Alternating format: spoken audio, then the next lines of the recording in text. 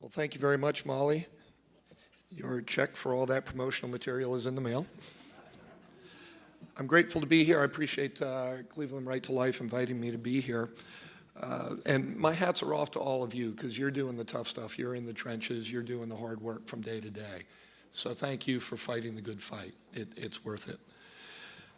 For the last 4 decades or so, I've been conducting research studies across the country, trying to figure out what's going on. And today what I want to do is share with you some of the insights that I've gleaned from that research, particularly as it relates to the life issue and what it has to say to the life movement. I'm a firm believer in the fact that you cannot change a culture unless you understand that culture, what its heartbeat is, what's going through its mind, what the nature of its soul is. And that's what our research attempts to discover, and I want to bring some of that information to you today. Let me warn you right now, you're not going to like some of what you hear. That's kind of a trademark with my presentations. When you're the messenger, you don't always bring good news. You just bring whatever the news is. And so my admonition to you today is that you don't have to like it, you just have to deal with it. And you can't deal with it unless you know what it is. So let's get into that. I want to show you some things from some of our latest research. For instance, if we were to look at where abortion policy stands on the listing of issues, how Americans rank that in terms of importance today, understand that we live in a very complex world, one that's buried in information. We're swimming in information. But so much of that information is nothing more than noise. And that's what distorts our understanding of reality. Really, a lot of the information in what's called news that's given to us distorts rather than illuminates. It confuses rather than informs. And it anesthetizes us rather than motivates us to get out and change the world in a way that would honor Christ. But despite that context, the good news is that abortion policy remains on the agenda for millions and millions of Americans. The top issues, if you look at those other issues that are above abortion policy on that list, tend to have to do with news and needs. That's what motivates people to think that something is important. In that sense, abortion really is unique because by the way that it's typically defined in our society, it's really not news in the sense of what most people would think. And it's not a need that most people would identify in their own life. And yet it's something that remains on the radar. But the question has to be asked, well, why doesn't that issue rank higher on that list? And I would suggest to you that there are 5 primary reasons that we identify in the research. Those happen to be issue fatigue, confusion and/or ignorance, controversy and conflict, values and worldview, and spiritual decline. If we were to look at issue fatigue, the reality is that this issue has been on the radar for 45 years or more. And so it's not surprising that after a while, some people begin to tune out. They feel emotionally drained related to that issue. I'm not saying they should, I'm just saying they do. We can look at the issue of confusion and ignorance. And what happens is that Americans right now are so busy that they really don't invest very much in trying to understand everything that's going on around them. In fact, we don't invest much at all in trying to discern truth, and we do that to our detriment. We can look at the issue of controversy and conflict. You probably understand firsthand that most people are seeking peace in their life. They're not looking to develop conflict or controversy that puts them on the hot seat or puts them in the spotlight. Conflict avoidance is a common reality in the lives of most people. In fact, most Americans, politically, culturally, and spiritually, prefer to be passive rather than active.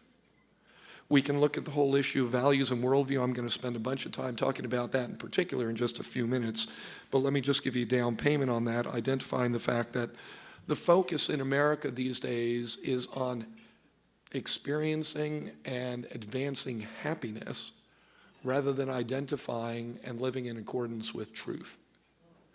So there's a completely different path that we're pursuing than that which God intended for us. People are more interested in experience and personal connections than they are in justice and righteousness, because what they want to be is happy while they're being left alone by other people. We know also that spiritual decline is one of the attributes of America today. Selfishness prevails. I'll talk about that a little bit in just a few minutes. But we also have an abundance of evidence from the research we've been doing for the past few years showing that most Americans are biblically ignorant and really have very little in terms of a biblical consciousness. That is not what drives their decision making. If we are to look at what people think is going on in our culture today related to abortion, we just finished a survey recently asking what they think has happened in the past year or so since Mr. Trump took office and how they think the country is doing in terms of its abortion policies, laws, and regulations. And what we found is that, by and large, people are, again, kind of ignorant and complacent about what's going on. I mean, there's a lot that's been happening in the past year. The first thing was that Mr. Trump actually took office, and that shocked most Americans, including many of the people that I know that work directly for him. But I have to give the man credit for this. He is steadfastly pro-life. He may be the most pro-life president we've had in decades.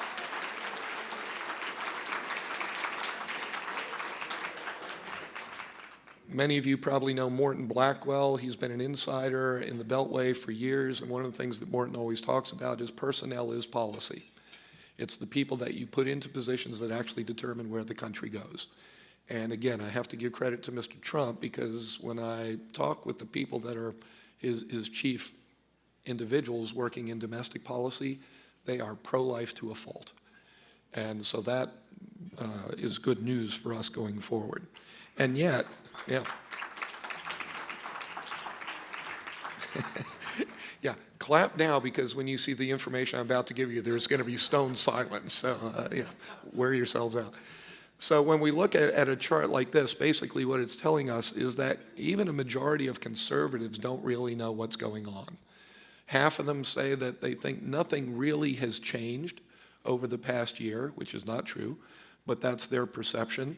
And only about 3 out of every 10 conservatives think that we're actually in a better spot now than we were just about 15 months ago. We look at liberals, most of them think that we're worse off. That's not because they understand what's going on. It's just because they have Trump derangement syndrome. And so, you know, they say that things are getting worse simply because of who's in office. They don't know what he's doing. They just don't like him.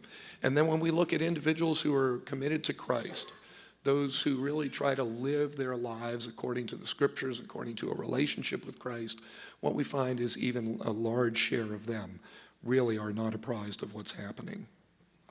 When we talk with Americans about where they stand on life issues and how they would label themselves, and understand this is them labeling themselves, what we discover is that currently in America, close to half would describe themselves as pro-choice, and about 4 out of 10 would describe themselves as pro-life.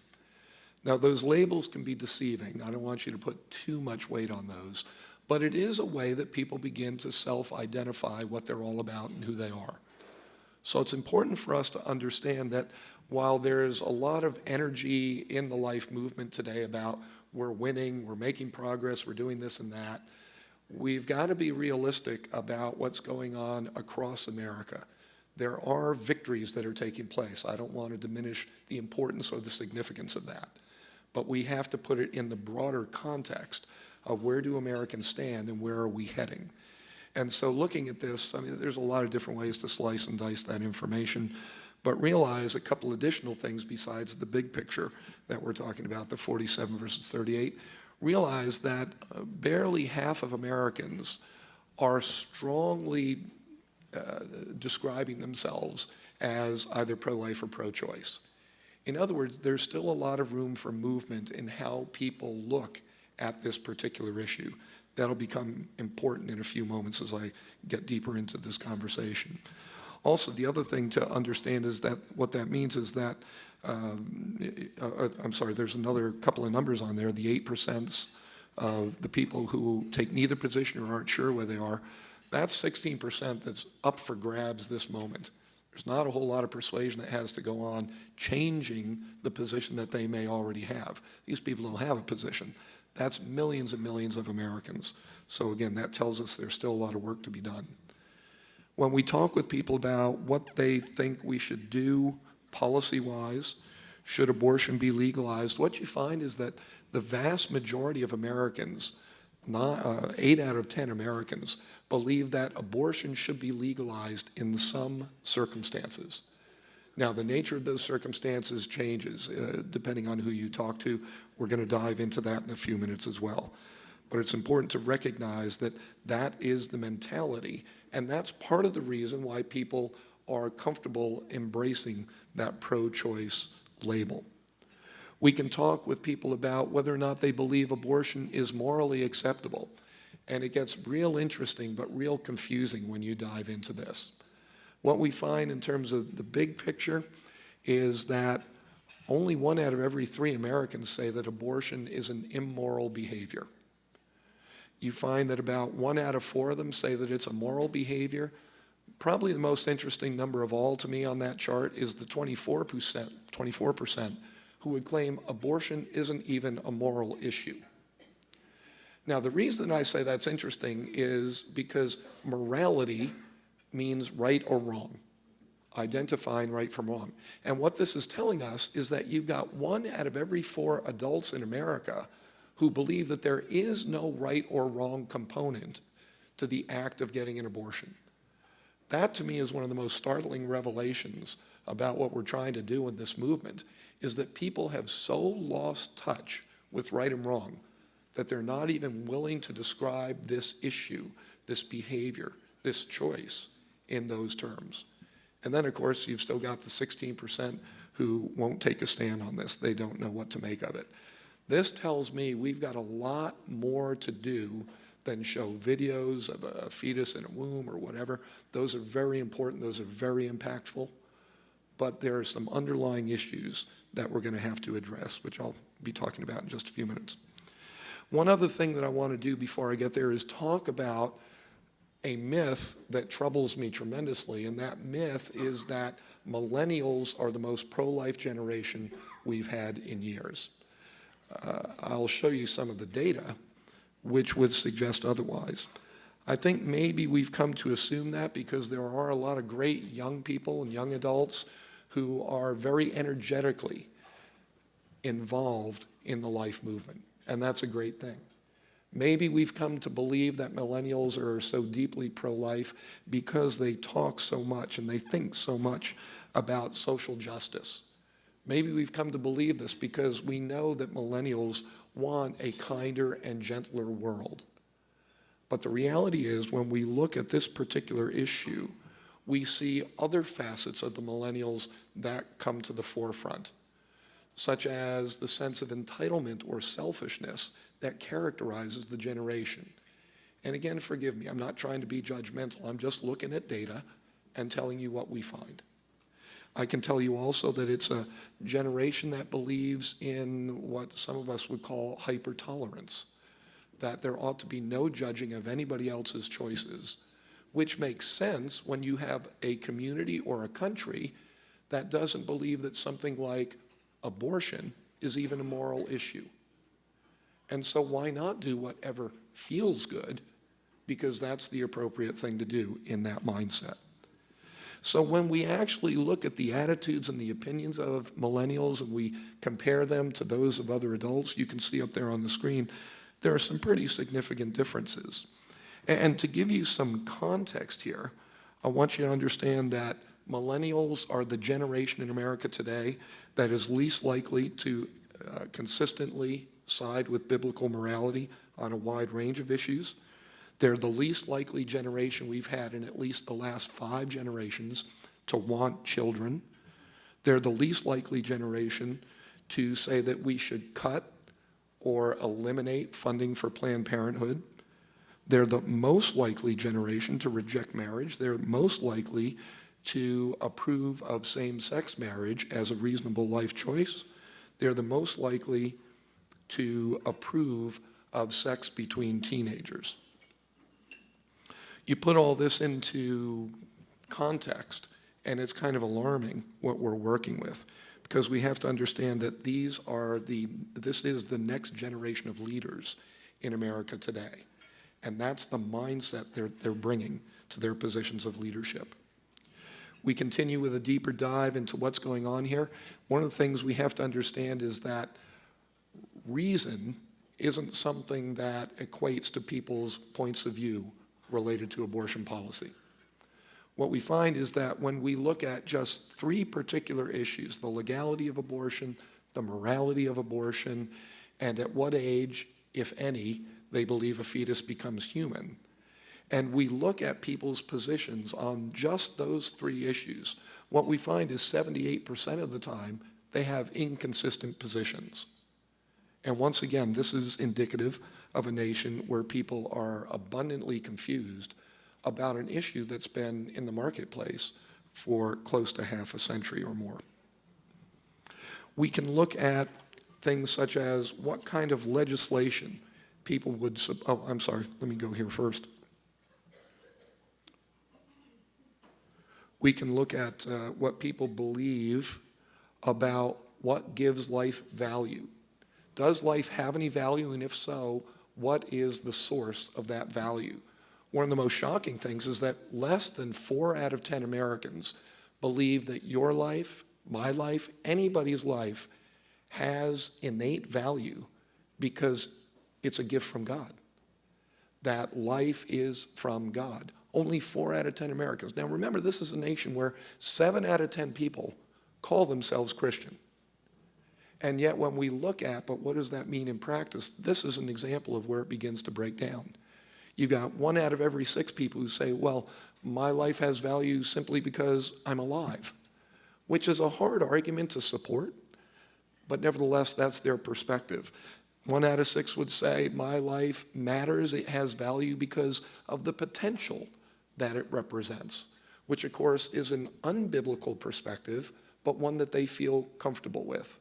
You can look at all the other reasons that they give, and you can see the difficulties that we're encountering. We can look at the issue of at what point does a fetus become a human being?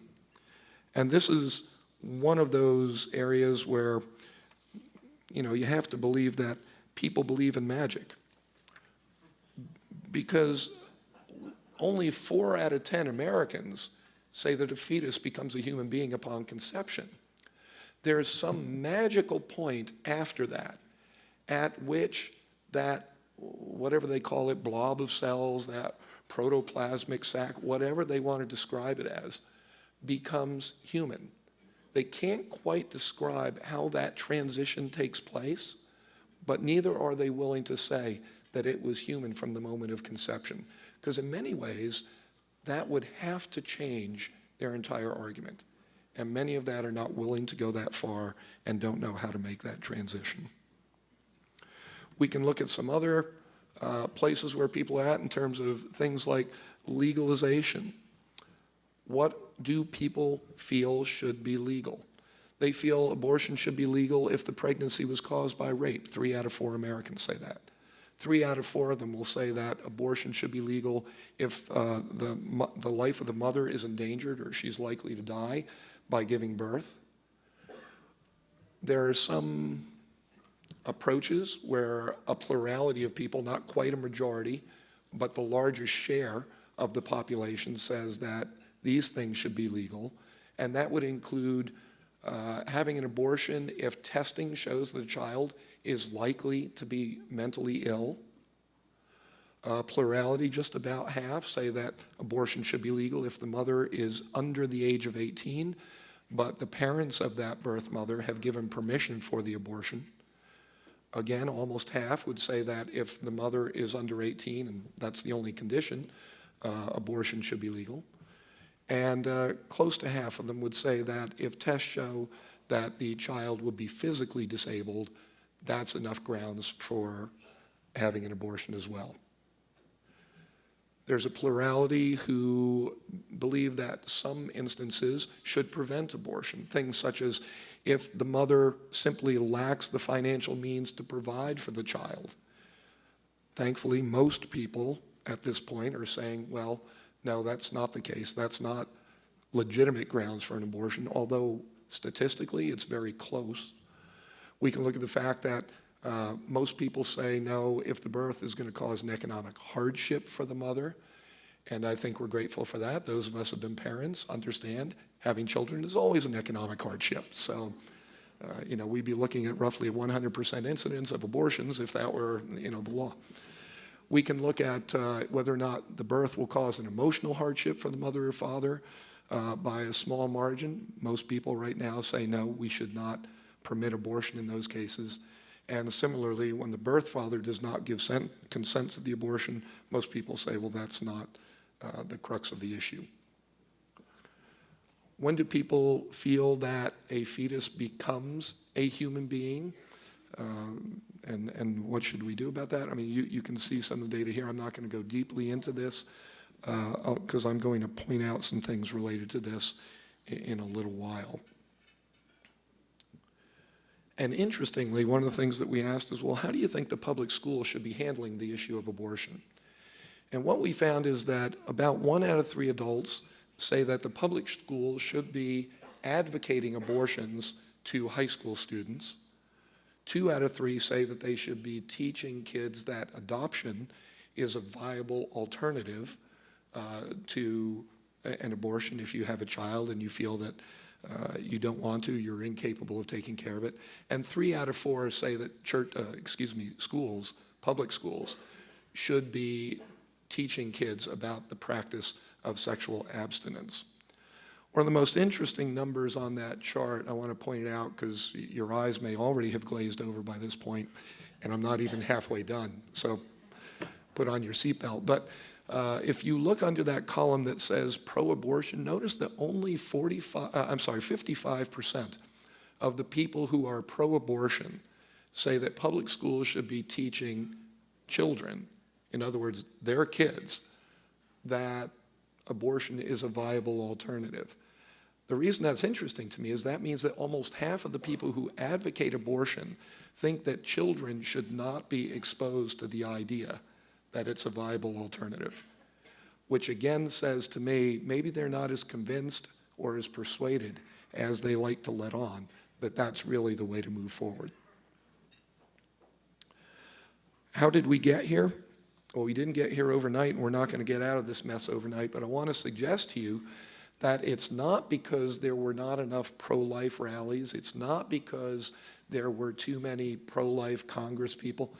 The issue is one of what influences you to think what you think and do what you do. And as we've done this research over the course of many years, I've been doing this kind of worldview-related research for about a quarter of a century now. One of the things that we've discovered is that there are essentially 3 different tiers of entities that you come in contact with that have influence on what you think and what you do. And so if we want to have a long-term, lasting influence on what people think and do, we have to have influence, first of all, on these different entities. Now, what we discovered is that the top tier of influence entities in America are the things you see listed there on the chart under top tier. Movies, television, music, books, internet and social media, public policy and laws, family and parents. Those 7 elements together, as best we can determine, in a typical person's life have roughly 60 to 70% of the influence on what a person thinks and therefore does. 60 to 70%. The game of life is determined by those 7 entities. Now, this is in American society. I've done research in other nations. It's different in their cultures. But in America, that's what we see. There's a middle tier, and you can see there some of the middle tier entities, schools, print media, video games, peers, etc. Those cumulatively, on average, have somewhere between 20 to 30% of the impact on what you're likely to think and do in your life. And then you've got the bottom tier, which has somewhere on the order of 40 to 50 different entities, depending on your life, what you do, where you live, what you pay attention to. That bottom tier of entities cumulatively typically will have less than 10% of the impact on what you think and do.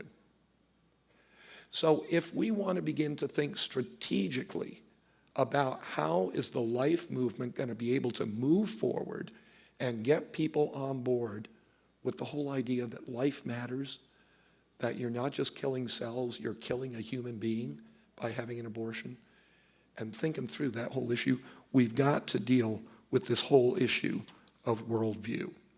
I want to spend a few moments on this because this is something that doesn't get a whole lot of attention in our culture. If we look at this, what I want to suggest to you is that you need to understand every person has a worldview. This isn't just for scholars in the ivory tower who have the time to reflect on these issues. You must develop a worldview in order to get through every single day. Why? Because a worldview is simply the lens through which you experience and interpret and respond to reality. The world around you is abundantly confusing. There are all kinds of entities that are asking for your support, that are clamoring for your resources, that are giving you opportunities, that are identifying experiences that you could be having, relationships you could be building. All these things are taking place, and you have to make hundreds and hundreds, if not thousands of choices every day. But how do you do that? On what basis would you make those choices? You need to have some kind of a mental filter that enables you to decide based on something that is internally consistent within you and that makes sense to you. And that's what we call your worldview. So everybody has a worldview. Everybody develops a worldview. You need that. It's really the way that you make sense of the world and you get by within it. But one of the things that you may not realize is that that worldview didn't first start to develop when you took Philosophy 101 your junior year in college. That worldview begins to develop on average in a child's life between 15 to 18 months of age. 15 to 18 months of age. With all the brain imaging and other things that we've got available to us now, we can identify when these things are beginning to happen. And so from the time that a child is a little bit more than 1 year old until the time that they are 13 years old, their worldview begins to develop. And this is critical for you to understand because you do what you believe. It's not just a series of ideas and concepts that you have. Your beliefs determine what you do. And so figuring out then how do we influence what it is that you believe, because that will determine in part what we're able to see you do, that's critical. So keep in mind that people develop their worldview by the age of 13. Between roughly 15 to 18 months of age and the age of 13, the typical person's worldview is almost fully formed. We've done this research, and what we found is it's almost impossible to distinguish any changes in the worldview of a person from when they were a pre-teenager to when they're an older adult. What you develop when you're young sticks with you for the rest of your life. Now, there will be some changes, and of course, I don't want to preclude the Holy Spirit of God coming in and completely altering your worldview and how you choose to live at any moment. God can do that, of course, because he's God. But apart from something like that, something supernatural and miraculous and wonderful like that happening, what you get from the world between 50 months of age and 13 years of age is going to determine your moral foundations for the rest of your life. What you think is morality, what you discern as being good from bad, right from wrong, what issues you even believe to be moral issues. Your theological foundations are developed very young during that period of time. What you believe about God, what you believe about the Bible, what you believe about Jesus Christ, about salvation, about sin, about eternity, all of these major issues. By the time you reach high school, you've already taken a stand on most of that. That's not going to change for the rest of your life. Things like your faith commitments. What are you going to do with the church? What do you make of the Bible? Those and many other kinds of commitments determined by age 13. Your lifestyle, values and priorities and habits and customs and traditions, all of that, again, pretty much determined by the age of 13. So one of the things I want to suggest to you is that as a group, we begin to think about what are we doing with children? Because we tend to devote almost all of our resources to changing the minds of adults. And we get very frustrated when it doesn't happen. I can tell you from having studied this in many different dimensions of people's lives now, that adults don't change their minds very often. The foundation was built by the time they were 13, and we find that there are 4 phases of life that people go through. This pre-teen phase, where they're developing their worldview, their foundations are being put in place. Their teen and early adult years, between, say, 14 and their mid to late 20s, that's a period where they take that worldview and now they're out in the world testing it out. They're refining it. They're sanding off the edges of it to make sure that it works well for them. And then you've got the period of time from their late 20s or early 30s until their 60s. And that's the period of time where, as an adult, out in the real world, making decisions from moment to moment, even raising children. We'll talk about that in a few minutes. But during that period of time, they become an evangelist for their worldview. And what I mean by that is they try to convince other people that what I believe about morality, about theology, about lifestyle, about values, what I believe is right, and you should adopt my way of thinking. And then what happens, we find in the 60s, mid to late 60s on, people sit back and they reflect on their life and they try to figure out, did I get it right? And for a lot of people, there's kind of a sad reckoning that comes up where they look at the span of what's happened over the course of their life, the decisions they've made, the behaviors they've undertaken, and they come to realize, you know what, maybe I didn't get it right. What we know is that in America today, it's a competitive marketplace for worldviews, just like it is for everything else. And so there are probably 9 or 10 worldviews that are pretty common across our country.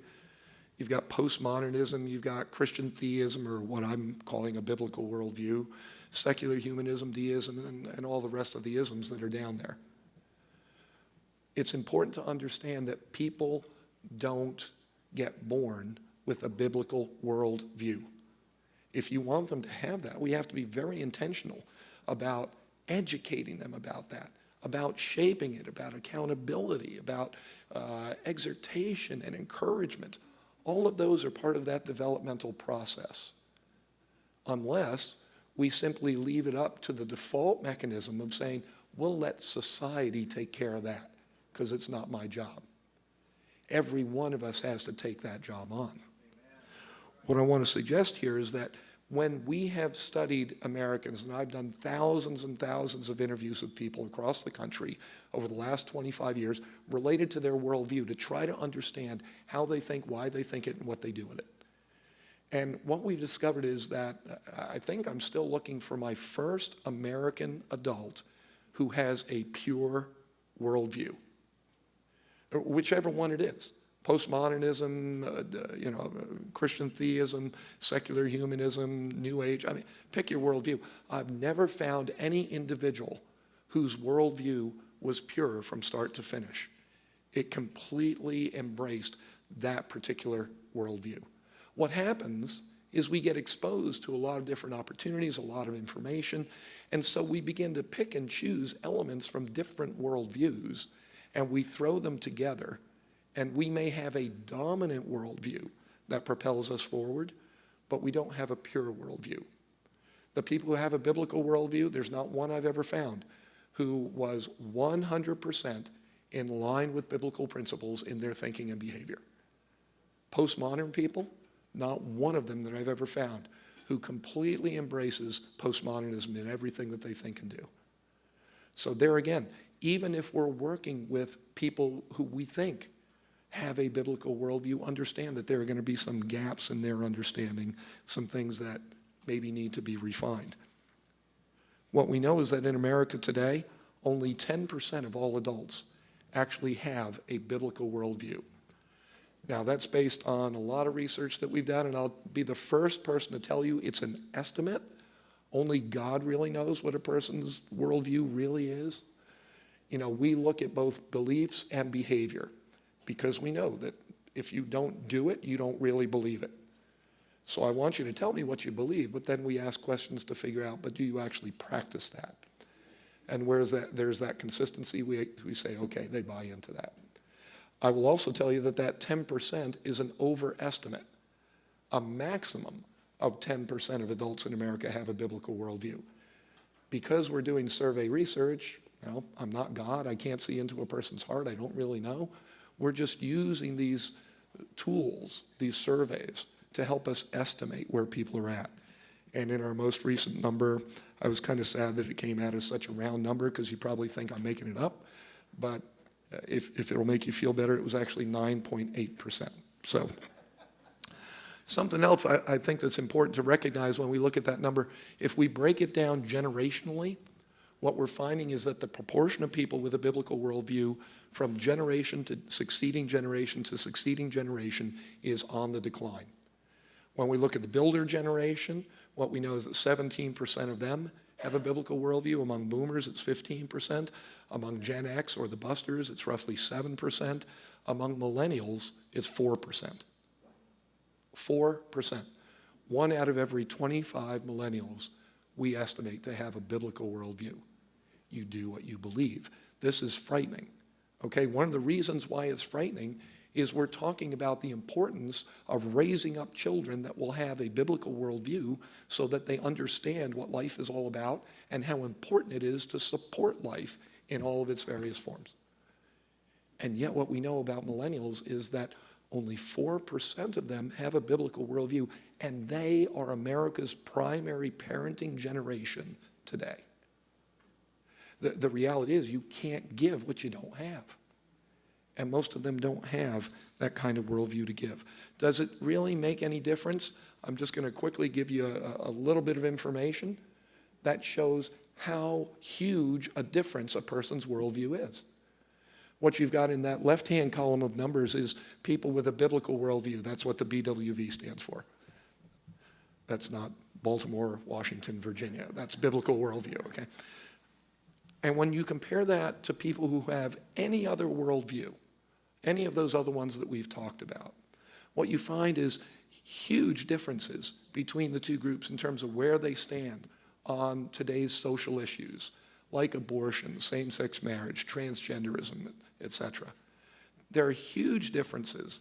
I mean, more than a 50 percentage point difference between the two groups in terms of what they believe theologically, their beliefs about God, about Christ, about the Bible, etc.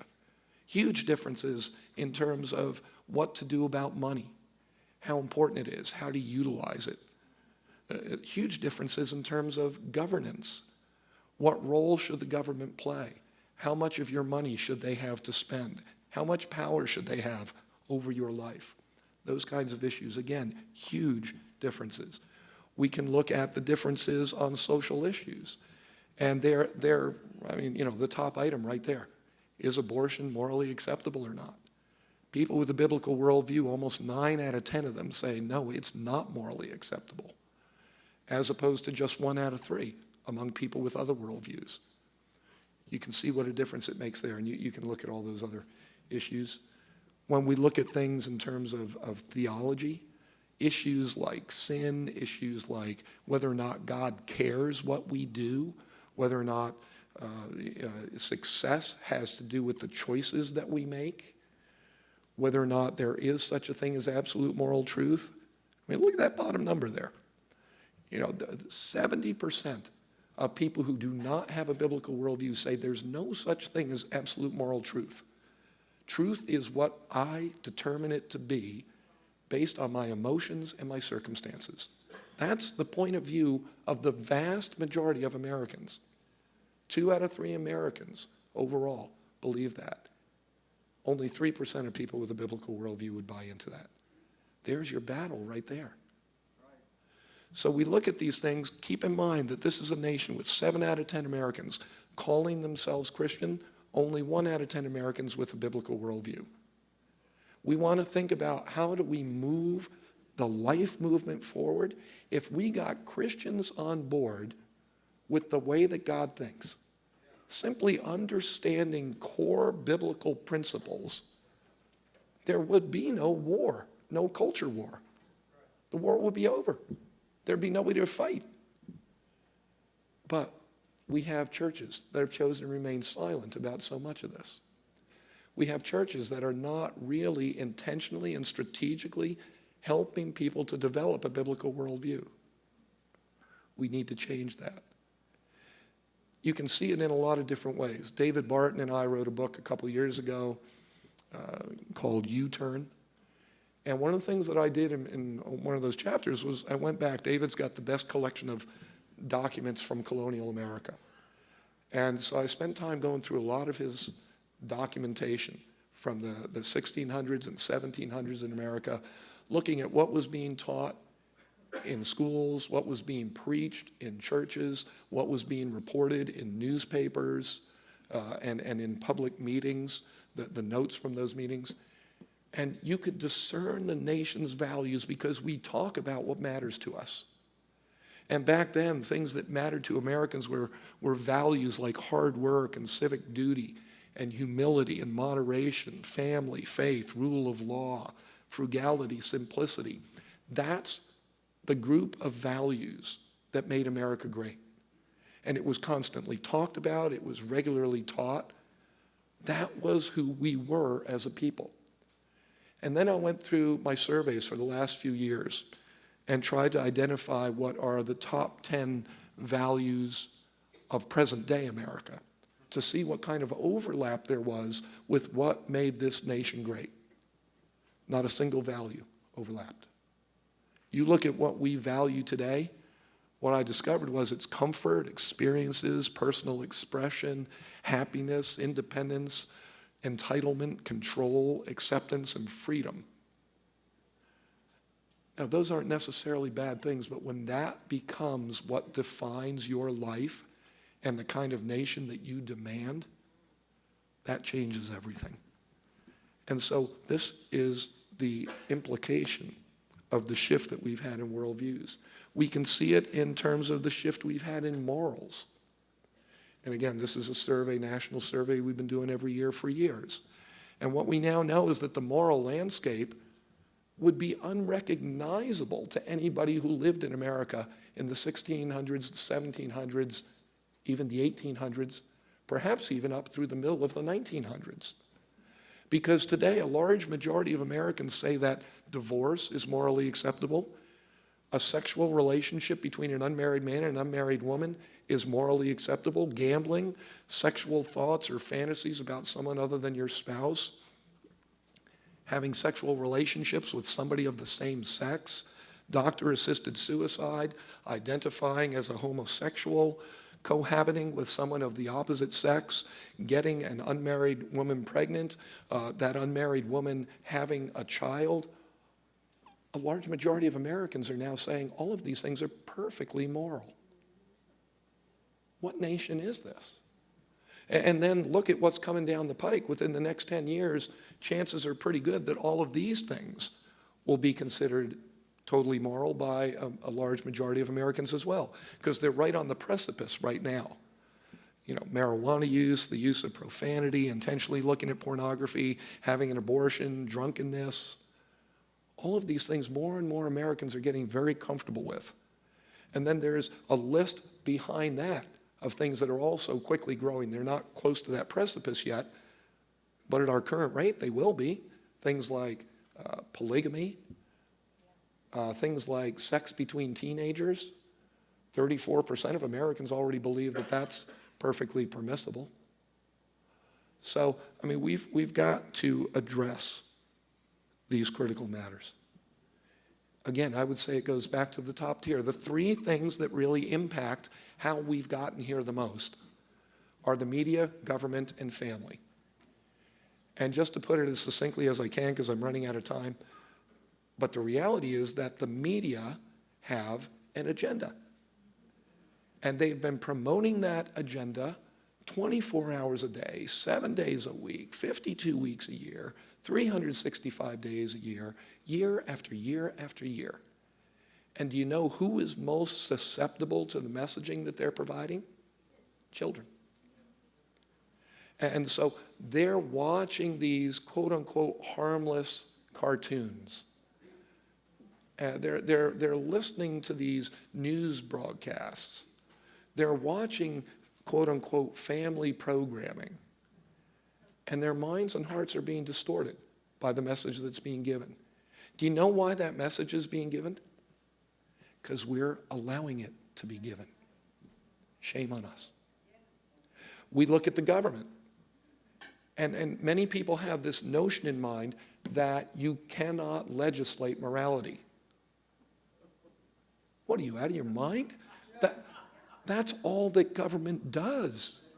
Do you realize that the law is put in place to tell us right from wrong? If you do what's right, you're left alone sometimes. If you do what's wrong, you're punished. And that's what the law is in place to do. Government is in the business of legislating morality. And do you know why we have rotten morality in our laws in America today? Because we've allowed them to put them there. Shame on us. Now, we look at what's going on in our families. And again, we've done a bunch of studies on this, and I don't have time to go through it all. But the reality of the matter is that parents are essentially abdicating the raising of their children to different social institutions, to the schools, to the media, to the government, to various places, because they're busy, or because they feel they're not experts in child rearing, so they're going to hand their kids over to the experts, or because they don't want the conflict with their children that's raised by their kids watching all this garbage on television and on the internet and elsewhere, and it's reinforced by the government and so and their schools, and so the kids bring it up and they say, this is what I believe, this is what I do, this is what my life is about. And the parents don't want to fight it, so they say, yeah, whatever. Shame on us. We have gotten here because we've allowed this to happen. And we can't do that any longer. See, my basic point here, and I'm going to skip through a whole bunch of stuff because I'm at the end of my time. By the way, only 5% of parents have a biblical worldview. The reality here is that the issue that you and I are fighting in the life movement isn't abortion. It's our rejection of God's truth and principles. And until we recognize that and devote ourselves to turning the nation around at that fundamental, foundational level of what is truth, where do we find truth? The answer is God is the source of all truth. He's given it to us in His Word, the Bible, and we ignore it or reject it at our own peril, and that's what we have in America today. And so I'd suggest to you, there are a lot of things that we can identify as obstacles, and it's true, they are all obstacles. But if we don't first and foremost address the issue of America's worldview and how it affects every single choice you and I and everybody else makes every day of our lives, we're just fooling ourselves into thinking that we're good enough campaigners, we're strong enough communicators, we're smart enough intellectually, and we're energetic enough and passionate enough to change people's minds and hearts through what we tell them. It's not how it works. Because it goes through that mental filter that people started to develop at 15 months to 18 months of age. And the decision that they come to is based on that worldview. I don't mean to discourage you. There's a lot of really good things going on. But just like when we look at Congress and we get frustrated with the gridlock that they have, it's because there's a butting of heads of worldviews.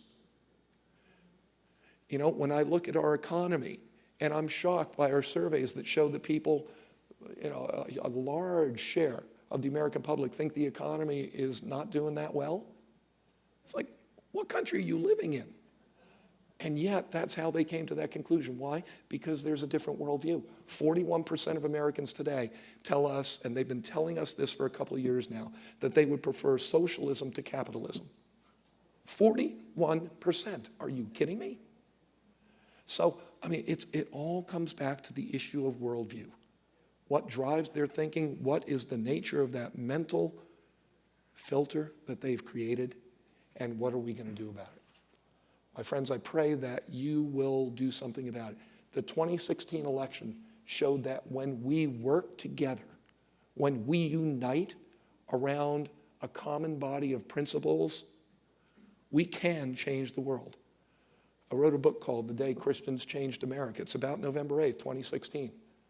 There's a group that we identify in that book called SAGE cons, S-A-G-E cons, spiritually active, governance engaged Christian conservatives.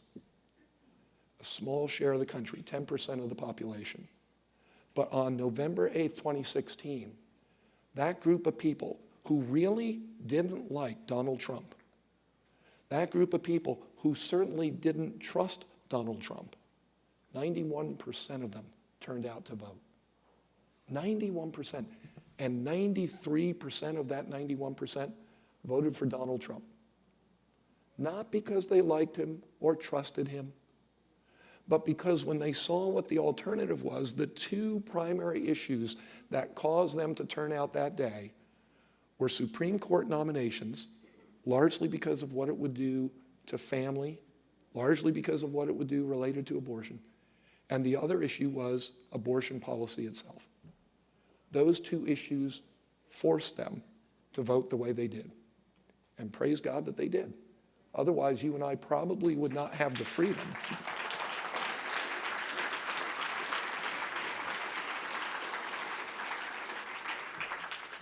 if they hadn't done that on November 8th, you and I wouldn't be meeting in this room. Because the chances are very good, based on Mrs. Clinton's statements, that we would not be given the freedom to meet like this anymore.